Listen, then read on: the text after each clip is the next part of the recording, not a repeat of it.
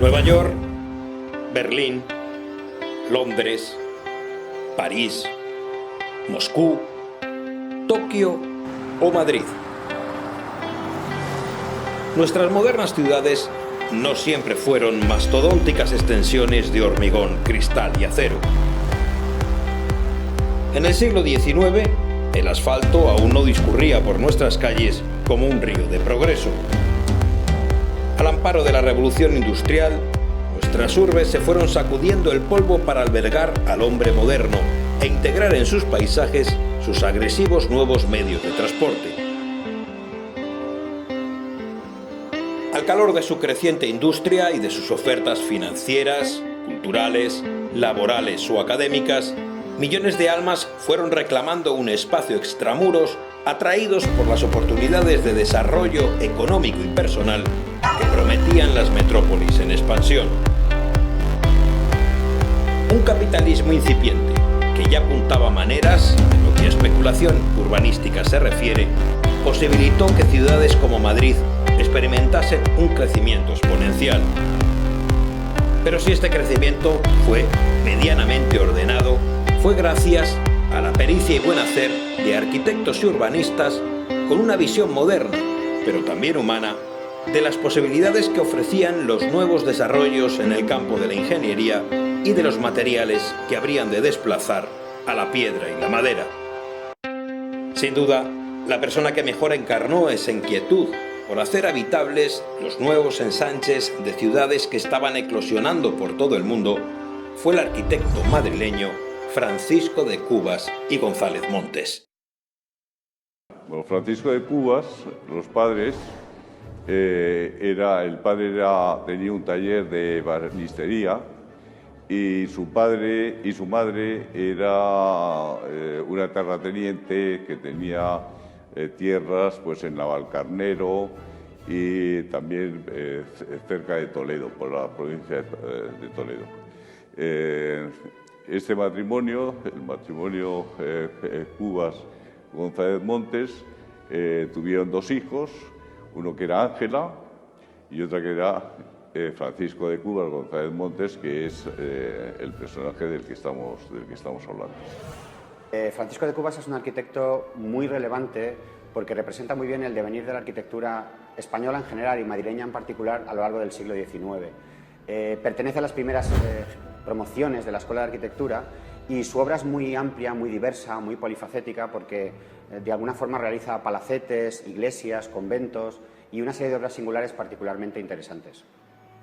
El siglo XIX es un periodo en el cual no se desarrolla una arquitectura, digamos, completamente original. Es un estilo que se basa en la reinterpretación y en retomar los estilos del pasado. Y en ese sentido, Francisco de Cubas, el marqués de Cubas, representa muy bien cómo la arquitectura se basa en reinterpretar y en retomar esos modelos, porque su obra oscila entre un eclecticismo de influencias clásicas y renacentistas, desarrollado sobre todo en las obras de corte más de arquitectura doméstica o palacetes, y en la faceta más historicista y neogótica, medieval o neomedieval, que corresponde a toda la arquitectura religiosa, asistencial o funeraria. Dentro de la trayectoria del marqués de Cubas hay una serie de obras muy excepcionales, muy singulares, donde desarrolla unos proyectos mucho más complejos y, desde el punto de vista tipológico, muy excepcionales. Son fundamentalmente cuatro.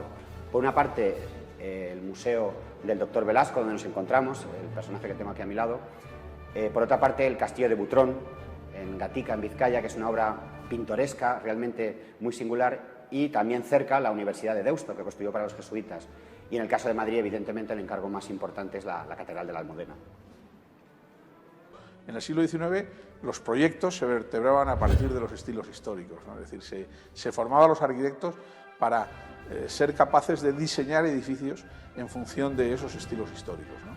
El marqués de Cubas va a formar parte de esa generación de arquitectos que van a acudir a la historia y al conocimiento de la historia para crear con ella, para resolver, ¿no?, los problemas de diseño de su tiempo, ¿no? Y en ese sentido, la formación en historia de la historia de la arquitectura española, el estudio de los grandes monumentos, el estudio de los grandes estilos históricos, del románico, del gótico, las características o los estilos más castizos, más españoles, como el mudéjar, pues van a tener un papel muy importante, ¿no?, Francisco de Cubas pertenece a las primeras promociones de la Escuela de Arquitectura, que acababa de fundarse. Hasta ese momento, la formación de los arquitectos se realizaba en la Academia de Bellas Artes, pero a mediados del siglo XIX se decide crear una institución propia que dedique sobre todo una parte muy importante a los aspectos técnicos. Entonces él pertenece a una de estas primeras promociones y tuvo la oportunidad de tener como maestros algunos grandes académicos que pasaron de la academia a la escuela.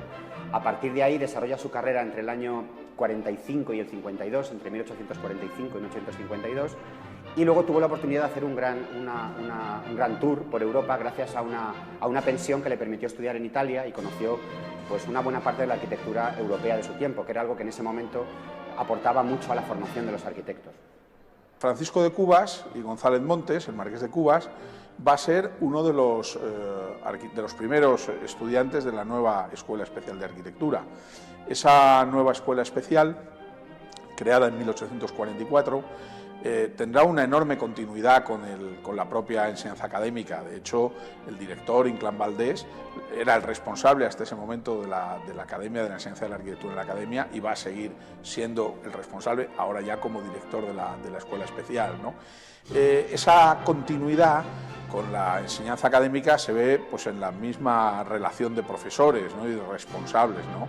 Cubas va a tener algunos de los profesores, pues, los arquitectos académicos más importantes de su tiempo, ¿no? Narciso Pascual y Colomer,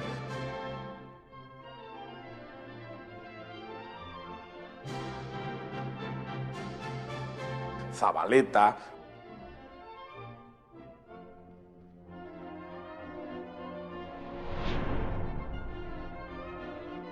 el propio Inclán Valdés, ¿no? Esa última generación de arquitectos formados en la academia practicaban, eran digamos, autores de una arquitectura en la que el clasicismo seguía teniendo un papel importantísimo, y el desarrollo del clasicismo durante toda la primera parte del siglo XIX, la primera mitad del siglo XIX, y especialmente durante el reinado de Isabel II, pues va a ser decisiva, ¿no? En ese sentido, la formación que recibe Cubas es una formación eminentemente clasicista. Cubas llega a la escuela en el año 1845, es decir, apenas un año después de la creación de la Escuela Especial. Y su paso por la escuela culmina en 1852, es decir, que se convierte, ¿no? Pues en una de las... forma parte de esas primeras generaciones de alumnos formados en la Escuela Especial, ¿no? Esa transición de la academia a la Escuela Especial pues denota los propios cambios, las propias transformaciones que va a tener la arquitectura española en ese periodo. Y sobre todo a partir de 1860 y especialmente en tiempos ya de la Restauración, desde 1872 en adelante, se van a ir abriendo camino en España pues las influencias sobre todo los estilos medievales, la arquitectura del hierro, influencias sobre todo francesas, ¿no? Que van a tener una enorme trascendencia, una enorme importancia. Pero la enseñanza que recibe Cubas en la Escuela Especial es todavía en cierto modo una enseñanza académica y una enseñanza en la que el clasicismo tiene un peso muy importante. Su formación como arquitecto, el de Cubas la completa con un periplo cultural por Europa en el que se mantendrá entretenido durante aproximadamente 4 años. En enero de 1853, a Francisco se le concede una pensión económica para realizar su viaje formativo. Ya con el título de arquitecto bajo el brazo, consigue un año más de beca con la encomienda de estudiar los movimientos arquitectónicos en los países más avanzados de la época. En este gran tour, podríamos decir, como se decía antiguamente, puede conocer de primera mano algunas de las grandes novedades arquitectónicas que se están desarrollando en Europa y que luego él, en algunos aspectos, introduce cuando vuelve a Madrid, fundamentalmente donde está la mayor parte de su obra. Es precisamente en el verano de 1856 cuando conoce al doctor Velasco, en París. En aquel momento, Cubas comunicó a Velasco que él deseaba ser un gran arquitecto en un momento, y el doctor Velasco le dijo que él sería también un gran médico y que haría incluso un museo. Y en aquel momento parece ser que tuvieron la idea de que cuando pasara el tiempo y él fuera arquitecto en ejercicio y él fuera un médico reputado, construyeran un museo, cosa que se materializó unos 22 años después. Cuando el marqués de Cubas regresa a Madrid en 1857, la verdad que había bastante competencia y no le es fácil conseguir clientes. Gracias a un maestro suyo de la escuela, Antonio Zabaleta, pues empieza a trabajar para distinta clientela, sobre todo la burguesía financiera de Madrid, que estaba empezando a intervenir en el entorno de la Puerta del Sol. En ese momento conoce, probablemente a través de Zabaleta, al que sería Marqués de Urquijo, a Estanislao de Urquijo, un importantísimo hombre de negocios, financiero y banquero, que le pone en contacto con una clientela cada vez más selecta y especialmente le pone en contacto con su sobrina, con Matilde de Erice y Urquijo, que acabará convirtiéndose en su mujer en 1860. El Marqués de Cubas conoce a don Estanislao de Urquijo y Landaluce, porque el Marqués de Cubas le encarga a don Francisco de Cubas, le encarga una serie de edificios, de construcción de edificios en Madrid. Y el Marqués de Urquijo, el primer Marqués de Urquijo, don Estanislao Urquijo y Landaluce, es el hermano pequeño de una familia de 9 hermanos. Su hermana, la hermana de su hermana, a la que la quería muchísimo, se casa con Erice y de ahí tiene una hija que se llama Matilde Erice y Urquijo, que es luego la que se casa con el Marqués de Cubas, arquitecto. Durante estos primeros años, y sobre todo a partir del matrimonio con Matilde de Erice, todas las obras que realiza el Marqués de Cubas están encargadas por clientes, socios o deudores de Estanislao de Urquijo. Es decir, aquel matrimonio no solamente le permitió un ascenso social muy relevante, sino que también le puso en contacto con una clientela para la que trabaja durante casi unos 15 años aproximadamente, realizando fundamentalmente palacetes, muchos de los cuales se encuentran situados en el entorno del Paseo de Recoletos. La otra faceta de la obra del Marqués de Cubas, además de la arquitectura doméstica y muy especialmente de estos palacetes que realiza en el entorno del Paseo de Recoletos, es todo lo que tiene que ver con la arquitectura religiosa, asistencial y de corte benéfico. Él entra en contacto en los años 80, sobre todo, con una mujer, Ernestina Manuel de Villena, que es un personaje muy singular. Aparece reflejada en Fortunata y Jacinta, en la novela de Galdós, como con el nombre de Guillermina Pacheco, que era una persona que había entregado su vida completamente a la ayuda de los pobres. Parece ser que esta mujer consigue que Cuba se interese por todo el tema de la beneficencia y los asuntos sociales, y a partir de los años 80 en adelante su obra vira, abandona los edificios lujosos y neorrenacentistas de la primera etapa para centrarse mucho más en la labor benéfica, el asilo del Sagrado Corazón, comedores de pobres, y tiene un componente historicista muy vinculado a la Edad Media, pero sobre todo un componente social muy inspirado por esta mujer que fue precisamente la que pidió al Vaticano que se le concediera el título pontificio de Marqués de Cubas. Ella fue la persona que hizo la solicitud formal para que el Marqués de Cubas recibiera este título, que se le entregó precisamente por su labor benéfica. Pues el título de Marqués de Cubas se lo dan a Francisco de Cubas y González Montes como consecuencia de que en el momento dado de su vida conoce a una señora que se llama Ernestina Manuel de Villena, que es una mujer que es de familia de diplomáticos, pero muy volcada en hacer obras de tipo social. Entonces ella crea, entre otras muchas cosas, el asilo del Sagrado Corazón, con la colaboración financiera y apoyo moral del Marqués de Cubas. A través de esa amistad, pues hacen infinidad de obras de tipo social. Y muchas de ellas pues son obras de dar, por ejemplo, almuerzos de hasta 1000 personas diarias pues en los comedores sociales.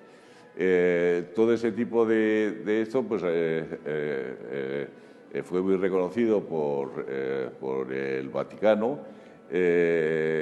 dado que Ernestina era una persona muy introducida en el Vaticano, y el Papa en aquel momento, que era el León XIII, pues y a iniciativa de esta señora, le propone para que le den el marquesado de Cubas.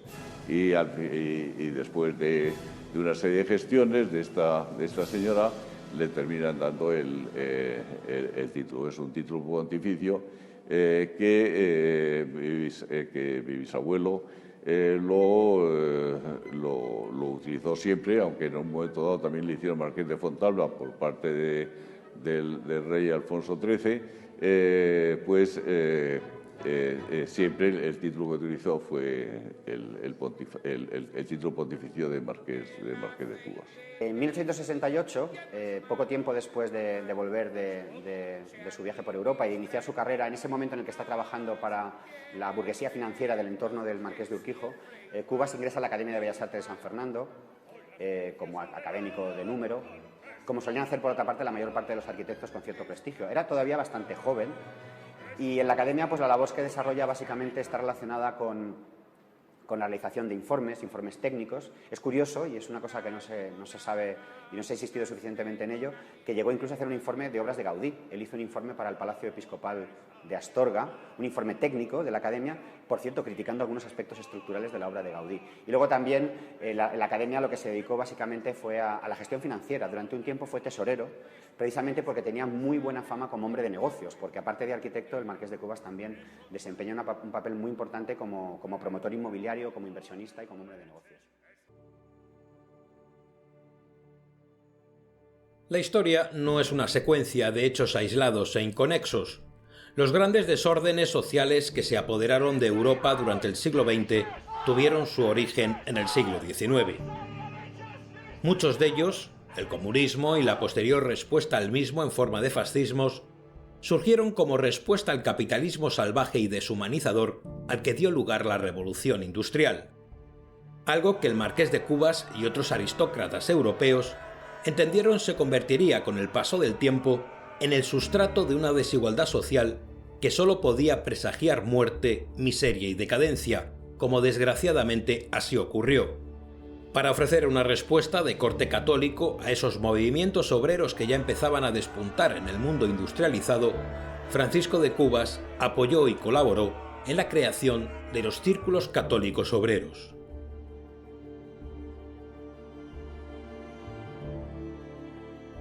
Bien, pues el sindicalismo católico esencialmente va a empezar con bastante fuerza en España, sobre todo en la segunda mitad del siglo XIX. Va a tener diferentes variedades. La influencia procede especialmente desde Francia, por Albert de Mun, los pioneros un poco del catolicismo social francés, y a su ejemplo, pues en España se empiezan a forjar los primeros círculos católicos donde se van a agrupar artesanos, trabajadores, etcétera, o con sentimientos también de una cierta reivindicación laboral por el momento en el cual se vivía. Los pioneros un poco de ese sindicalismo católico van a ser principalmente el padre Vicent, el padre Palau, o sea, van a ser esencialmente sacerdotes los que inicien un poco esa labor de asociacionismo. A partir de allí, de ellos, van a surgir, se puede decir, como tres grandes troncos un poco de ese sindicalismo católico español. Por una parte, un sindicalismo fomentado desde los círculos católicos, como decíamos, por los jesuitas, es donde colaborará, por ejemplo, el Marqués de Comillas, y en el cual, sobre todo, se incentivará toda una labor de asociacionismo, de sindicalismo, que contará con un cierto patrocinio de algunos sectores empresariales católicos y que conseguirá una gran difusión, sobre todo en los ámbitos vasco, catalán y madrileño, que eran los sectores más avanzados, las provincias más avanzadas a nivel económico en aquel momento. Por otro lado, van a estar también los padres dominicos, el padre Gafo, los cuales formarán entonces los denominados los católicos, los sindicatos católicos libres, ¿no?, que van a tener una mayor reivindicación social, no van a tener tanto arropamiento desde los sectores empresariales y van a estar forjando también desde un sindicalismo local, ya van a ir cobrando fuerza. Sobre todo estarán en todo lo que es la zona vasco-navarra, es donde van a tener una gran fuerza allí. Y luego finalmente surgirán los sindicatos libres de pura extracción catalana, especialmente en Barcelona, sobre todo con una inmigración interior del mundo artesano, campesino, del interior catalán, que van a ir a trabajar a Barcelona y que allí en irrupción, en choque con el sindicalismo anarcosindicalista, preferirán por su fe religiosa forjar sus propios sindicatos, no querían estar organizados de forma unitaria dentro de la CNT, el Sindicato Unitario Anarquista, forjarán sus sindicatos libres con independencia de ese sindicato unitario, por eso la denominación de libres, y por tanto se desarrollarán especialmente en Cataluña. Este sindicalismo es el que luego posteriormente convergerá con el católico libre de los dominicos y forjarán la Confederación de Sindicatos Libres a nivel de toda España, aunque con esas potencialidades, sobre todo ese sindicalismo fuerte en el mundo catalán, en el mundo vasco-navarro, que especialmente en los años 20 surgirá con una gran fuerza, sobre todo en delegados, de militancia, etc. Luego ya durante la Segunda República casi desaparecerá y durante la Guerra Civil ya casi se extinguirá por completo, ¿no? Otra faceta muy destacable de la personalidad del Marqués de Cubas es su vinculación muy estrecha con el movimiento neocatólico que apoya la restauración alfonsina. Después del periodo crítico de la monarquía de Amadeo de Saboya y muy especialmente de la Primera República, pues los grupos conservadores, aliados con la Iglesia Católica, apoyan la restauración en la persona de Alfonso XII, y el Marqués de Cubas tuvo un papel muy destacado en este caso también, porque junto con otros miembros de esta burguesía del dinero y de esta aristocracia tradicional, apoyaron económicamente y personalmente y políticamente la entrada de Alfonso XII. Él participó, por ejemplo, en la fundación de los círculos obreros, los sindicatos católicos, organizó expresamente una peregrinación a Roma de estos círculos obreros y siempre estuvo muy activo en el desarrollo y en la implantación y consolidación de la Iglesia Católica en un momento en el que había sido muy cuestionada justamente en el periodo anterior. De ahí precisamente su interés en el proyecto de la Almudena, porque el proyecto de la Almudena era como el símbolo de este neocatolicismo alfonsino y era como la gran obra que iba de alguna forma a significar la consolidación de ese régimen. De ahí también que el fracaso de la Almudena sea un símbolo también del propio fracaso del régimen de la Restauración. El proyecto de la Almudena era un encargo personal, inicialmente, de Alfonso XII, para reconstruir la antigua iglesia de Santa María la Real de la Almudena, la antigua iglesia de Madrid, que estaba construida sobre la antigua mezquita del Madrid musulmán. Esta iglesia fue demolida en 1868 durante el periodo precisamente de la Revolución y de la Primera República, y el empeño personal de Alfonso XII era construir la iglesia para la patrona de Madrid, pero también la tumba de María de las Mercedes. Pero justamente en ese momento, en 1885, se produce la creación del Arzobispado de Madrid. Entonces lo que iba a ser una iglesia para la patrona de Madrid y para la tumba de María de las Mercedes se acaba convirtiendo en la nueva catedral. El encargo fue muy curioso, porque parece ser que fue el propio Alfonso XII el que se dirigió personalmente al Marqués de Cubas, porque era una persona muy vinculada a estos círculos neocatólicos, porque era una persona además de reputación intachable y que había demostrado a lo largo de su vida su preocupación por el bienestar social, y también porque evidentemente era arquitecto, ¿no? Esa confluencia de esos tres factores fue lo que hizo que el encargo recayera personalmente, y parece ser que por elección directa del propio rey. La Catedral de la Almudena comienza a construirse en 1883. El proyecto inicial, porque es llamado el Marqués de Cubas, es un proyecto que realmente va a albergar a la reina Mercedes y, por supuesto, a la Virgen de la Almudena, puesto que este era el deseo de Mercedes, construir una casa para la Virgen que había perdido su templo en el año 1868. La idea del rey Alfonso XII es un gran proyecto maravilloso, bueno, pues siguiendo un poco las tendencias europeas de un neogótico, ¿no? Una gran catedral, una gran iglesia, porque en origen iba a ser una iglesia, incluso, bueno, conservamos algún diseño que pone Basílica Nuestra Señora de la Almudena. Pero en el año 1885 se erige la diócesis de Madrid y se decide que esta iglesia, que acababa de comenzarse, puesto que solo tenía 2 años de construcción, fuese el futuro templo catedral de Madrid, la Catedral de Santa María la Real de la Almudena. Por tanto, las obras que habían comenzado en el 83, en el 85 vuelven a readaptarse para ser una gran catedral. La construcción continúa y al principio pues muy rápidamente, siguiendo estos proyectos de Francisco de Cubas, que está muy implicado, y en 1911 pues se inaugura la cripta, ¿no? Pero bueno, las obras poco a poco se van ralentizando y los sucesos ocurridos en España que hacen que la obra no se paralice, pero casi.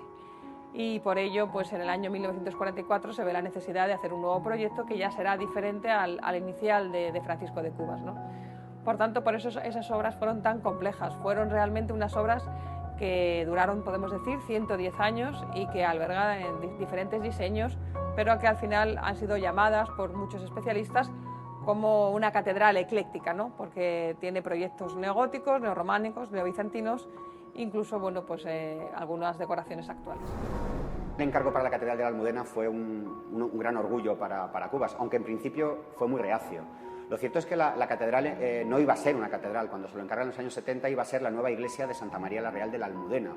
Pero cuando se crea el Arzobispado de Madrid se vio obligado a modificar ese proyecto inicial para realizar una obra mucho más ambiciosa, que es este inmenso proyecto neogótico inspirado en la arquitectura medieval francesa del siglo XIII, que constituye su gran encargo, ¿no? Un encargo malogrado, porque realmente del proyecto original del Marqués de Cubas lo único que se realiza fue la cripta neorrománica. Es la única parte del conjunto que se realiza siguiendo el proyecto original, porque todo lo demás, salvo algunos tramos de las naves y parte de la organización interior, es gótico. Lo demás se acaba ya en el siglo XX respondiendo a otros estilos completamente distintos. El retraso, sobre todo, tiene que ver con cuestiones presupuestarias, porque no había dinero, se tenía que haber hecho por suscripción popular, y también porque cuando se retoman las obras ya después de la Guerra Civil habían cambiado los gustos y los estilos, y al final la Almudena ha acabado siendo una especie de eclecticismo un poco incalificable, porque tienes una cripta neorrománica, una fachada neoclásica, una fachada lateral neorrenacentista, un cimborrio neogótico y luego una decoración que se ha incorporado a lo largo del siglo XX que ha conformado un conjunto bastante heterogéneo, muy diferente a lo que el Marqués de Cubas pensó. Como la mayoría de los próceres del siglo XIX y la mayoría de las personas notables o muy relevantes, el Marqués de Cubas también tuvo una faceta política. Fue congresista, fue senador y también fue alcalde de Madrid durante un cortísimo periodo de tiempo. La verdad es que en el caso de senador era más bien un título honorífico. En el Congreso sí que tuvo una intervención significativa, y lo más llamativo quizá, y lo menos conocido también por mucha gente, es que fue alcalde de Madrid durante 25 días. Duró muy poco porque intentó sanear el Ayuntamiento de Madrid, que en aquel momento estaba muy afectado por casos de corrupción, y como no recibió el apoyo de su propio partido, pues dimitió. Cuando él acepta el cargo, que no quería, Cánovas del Castillo, en ese momento el presidente del gobierno, le dice que tendrá carta blanca para hacer lo que considere oportuno en el ayuntamiento. Cubas acepta con esa condición, pero cuando tuvo que depurar a gente de su propio partido porque estaban metidos en los casos de corrupción, perdió el apoyo y entonces dijo que se iba a su casa. No se llevó ni un lápiz, dejó el ayuntamiento tal cual había llegado, y presume de ello además en las cartas que hay. Su paso por el ayuntamiento fue muy espectacular desde el punto de vista mediático, porque generó una controversia muy grande en la prensa, y de hecho cuando a principios del siglo XX se decide cambiar la calle del Turco por calle del Marqués de Cubas, se hizo precisamente en reconocimiento a su labor como arquitecto, a su labor benéfica, pero sobre todo también a su paso por la alcaldía. Don Francisco de Cubas y González Montes, Marqués de Cubas, que no tiene nada que ver con los actuales marqueses de Cubas. Es un título de origen vaticano y por tanto de carácter religioso. El Marqués de Cubas entró en el ayuntamiento por un espacio muy corto, 25 días exactamente, y lo hizo con el deseo, y yo creo que lo consiguió, de acabar con la corrupción. Parece ser que había unos problemas de corrupción grandes en el ayuntamiento de Alberto Bosch, y él vino pura y exclusivamente con esa intención, e incluso renunció a su sueldo. Él quería simplemente acabar con las alteraciones administrativas que suponía la corrupción, y cuando cree que lo cumplió, pues se fue. Y se fue, por tanto, yo creo, siendo un ejemplo para los políticos de ahora, que tienen y tenemos que luchar contra la corrupción de una manera directa, que es lo que hizo el Marqués de Cubas. El sistema de elección ya determina que el alcalde hoy está, digamos, más condicionado al conjunto de la corporación, mientras que la designación permitía una gobernación más directa sin intermediario. La diferencia, por tanto, de mi época como la época actual estriba en lo que se llama la democracia. Había, por tanto, entonces menos posibilidades de tener que contrastar su opinión con el conjunto de la corporación, y hoy es prácticamente necesario, es imposible hacerlo sin el contraste con los concejales.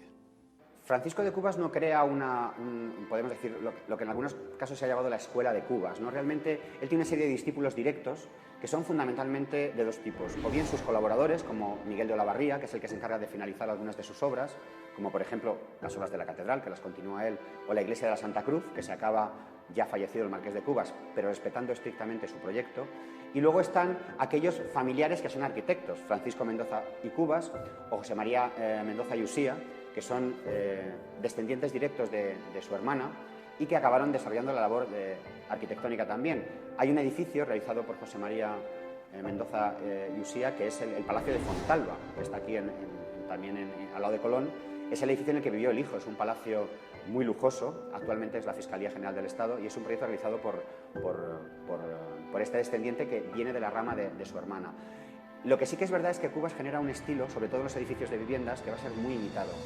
Hay muchos seguidores o imitadores que empiezan a copiar de alguna manera el repertorio ornamental que Cubas aplica a sus fachadas de los edificios, el tipo de rejería, los adornos en relieve, los medallones con cabezas mitológicas y aunque él, como digo, no crea una escuela propiamente dicha y no hay unos discípulos muy directos, salvo el caso de Olavarría y sus familiares, sí es cierto que en el último tercio del XIX y principios del XX hay una serie de arquitectos que imitan la forma de construir de Cubas, especialmente en los edificios de viviendas. Francisco de Cubas, el marqués de Cubas, fallece en su casa, en la calle de la Montera número 22, en un caserón que había pertenecido a Urquijo, por cierto, y que ya no existe, fue demolido en los años 70. Fallece de una complicación pulmonar. Parece ser que se enfermó en una visita que hizo en Navidad al comedor de pobres del asilo del Sagrado Corazón, hacía muchísimo frío, y contrajo un catarro que se fue complicando, él era diabético, y en enero de 1899 la cosa acabó en una neumonía incurable, y su fallecimiento pues se convirtió en un acto verdaderamente impresionante en Madrid, porque aunque el cortejo fúnebre salió de la casa a mediodía y hacía bastante frío a principios del año 99, pues hubo representantes del Congreso, del Senado, del Ayuntamiento, de la Academia de Bellas Artes, de los círculos católicos, de los sindicatos, de los diferentes asilos, cofradías e instituciones benéficas que él había apoyado. Y luego también había sorprendentemente mucha gente del pueblo y mucha gente desfavorecida. Había obreros, había jornaleros, había asilados. El cortejo prácticamente no pudo pasar por la Puerta del Sol hasta que lo enterraron en el cementerio de San Justo, en un panteón familiar, aunque cuando se acabaron las obras de la cripta de la Almudena, tanto él como su esposa fueron enterrados allí, donde también están enterrados, por cierto, dos de sus hijos, en la cripta de la Catedral de la Almudena. Francisco de Cubas fue un arquitecto muy valorado en su época. Se escribieron unas necrológicas cuando fallece en 1899 muy elogiosas, muy laudatorias. Pero la verdad que el tipo de arquitectura que hacía, de corte ecléctico y sobre todo historicista, a partir de la llegada del siglo XX y muy especialmente cuando se desarrolla el movimiento moderno, pues empieza a ser muy menos valorada. El XIX es un siglo que ha sido muy maltratado por la historiografía arquitectónica. Es ya la posmodernidad, los años 70, 80, cuando se empieza a recuperar su figura. Y últimamente pues hay una forma de enfrentarse al siglo XIX muy diferente y se empieza a valorar de otra manera. De hecho, gente como Repullés, que es otro de arquitectos con los que tuvo relación, arquitectos del XIX empiezan a reconocerse que hacían una arquitectura verdaderamente excepcional y a superar los prejuicios que se dieron durante gran parte del siglo XX. Y el caso de Cubas es muy relevante porque a partir de las obras de Navascués, de Chueca Goitia y de otros investigadores, se ha empezado a valorar mucho como un personaje especialmente relevante de la forma de construir y de concebir la arquitectura en el siglo XIX. Francisco de Cubas fue un personaje muy polifacético. Todo el mundo le conoce por su labor como arquitecto, pero lo cierto es que a lo largo de su vida, además de esa labor filantrópica, de esas obras benéficas que hizo al principio en colaboración con Ernestina Manuel de Villena, se dedicó a unas facetas que son menos conocidas. Por ejemplo, fue un importantísimo coleccionista de arte sacro. Coleccionaba cruces procesionales, casullas, copones, cálices, y en su casa de la calle de la Montera llegó a atesorar una colección realmente excepcional. Algunas de las piezas de esa colección y otras que adquirió después las tiene actualmente el Museo Arqueológico, las donó posteriormente. Otra faceta poco conocida fue la de promotor inmobiliario. Al entablar relación personal y profesional con el entorno de los Urquijo y de todo su círculo de socios, clientes y deudores en algunos casos, pues el Marqués de Cubas intervino en algunas de las promociones inmobiliarias más singulares que se hicieron tanto en el centro de Madrid como en el ensanche de Salamanca. Por ejemplo, todos los edificios que se encuentran entre la calle Bailén y la iglesia de San Andrés, allí hay un conjunto de edificios, varias decenas de edificios de viviendas, es una promoción directamente hecha por él como promotor inmobiliario y también como arquitecto. Edificios, por cierto, dedicados a clases medias y bajas, no son los edificios lujosos que caracterizan su primera etapa. Y luego también tiene intervenciones muy significativas en la zona del barrio de Salamanca, edificios de viviendas, en este caso ya para el ensanche burgués. El Marqués de Cubas es un personaje muy relevante en ese proceso en el cual la burguesía del dinero, la burguesía que viene de las finanzas, de la bolsa, de los negocios, sustituye a la antigua aristocracia tradicional de rancio abolengo que viene del latifundio, de las rentas y demás, porque precisamente todos estos terrenos que he comentado en el entorno de la iglesia de San Andrés los adquiere por las deudas contraídas por el duque de Osuna, por el duque del Infantado de Osuna, Mariano de Osuna, que al final tuvo que vender todas sus propiedades para hacer frente a las deudas. Los principales deudores, o los principales acreedores, mejor dicho, del duque del Infantado eran precisamente Urquijo y Cubas, dos de ellos. Y la venta de todos esos terrenos permitió hacer estas promociones inmobiliarias. Hay una vinculación muy interesante entre el nuevo capital financiero de origen burgués y lo que supone de sustitución en el poder económico y también político de la antigua aristocracia tradicional. Y ahí Cubas, precisamente por su relación con Urquijo, tuvo un papel muy destacado. Hay manos que levantan ciudades, hay manos que las moldean y hay manos que las transforman para convertirlas en las urbes que hoy conocemos. Las manos de Francisco de Cubas transformaron Madrid, aumentaron sus espacios y ensancharon sus lindes, pero sobre todo, obraron sobre ella una transformación planificada que anteponía el bienestar del hombre al empuje de la construcción. Cubas edificó en cuadrícula horizontal el nuevo eje de ensanche de Madrid, pero elevó sus líneas al cielo no solo en forma de iglesias y campanarios, sino también en forma de asilos, maternidades, comedores sociales, residencias y casas de oración. Una labor haciendo suya la subsidiaria de la Iglesia, que ésta le reconoció con un título nobiliario pontificio. Pero sin duda, Francisco de Cubas no hubiese pasado a la historia solo por su faceta como arquitecto. Quien le conocía bien, y esto cumple para el pueblo de Madrid, sabía sobradamente de su condición altruista de filántropo convencido y de su profusamente exhibida en innumerables circunstancias honradez de hombre católico. Tal vez sea este último aspecto, el del reconocimiento anónimo del pueblo en el que nació, se formó y halló fortuna, lo que más valoraría el carácter humilde de un hombre bueno. Para la historia, Francisco de Cubas.